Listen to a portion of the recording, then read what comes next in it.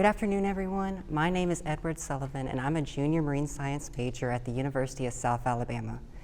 This summer, I had the privilege to evaluate the impacts of dredge sediment burial on the growth and restoration of Vallisneria americana, also known as wild celery. Over the past century, human activity, port expansion, and dredging have created new stressors for coastal ecosystems. Each year, tons and tons of dredge sediment is produced, and historically, this dredge sediment is considered waste and disposed of. However, in recent years, there's been a push to repurpose this dredge sediment and create restoration practices with it.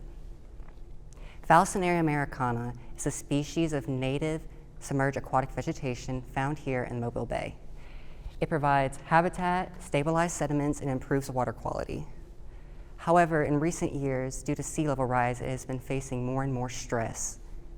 Through the use of thin layer placement of dredge material, we can potentially raise these beds and counteract the effects of sea level rise.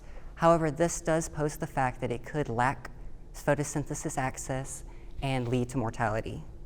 The objective of my study is to examine the effects of varying dredge sediment depths on the growth performance, biomass, and the survival of Vallisneria americana. How I did this is I went out into the field and I collected 120 shoots of Vallisneria americana as well as my dredge sediment. I brought them back here to DISL and created a 30-bucket mesocosm experiment. In each bucket, I had a layer of fertilized soil, washed beach sand, and 4 standardized shoots of Vallisneria. I monitored light, temperature, and air using air pumps and hobo loggers. When determining my treatment groups, I picked between a sacrificial control, 25% coverage, 50% coverage, and 75% coverage. The sacrificial group was taken at the beginning of an acclimation period so we can later on do a comparison with our biometrics. After a 3-week experimental process, we collect shoot length, blade width, leaf count, wet biomass, dry biomass, and shoot survival, and compare them. In our results sections, we were able to see that as sedimentation increased, the height length decreased as we went down our groups. We saw that the control had a significant difference in a higher height compared to our 50 and 75% groups, which is ironic when we compare it to our width of all our blades, where we see that the 50% coverage group was actually much thicker than our control groups.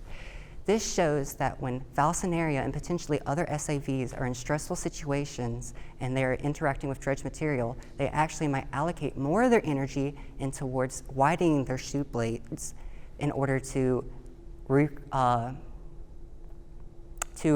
photosynthesizing with the new dredge material.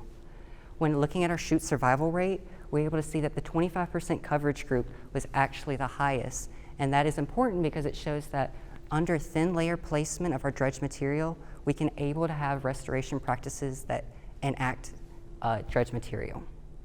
For my future work, I would like to continue analysis of the other biometrics I was able to collect, and for a future project, I would like to see if sediment collected at different sites have any effect on the growth of Vallisneria or potentially any other SAVs.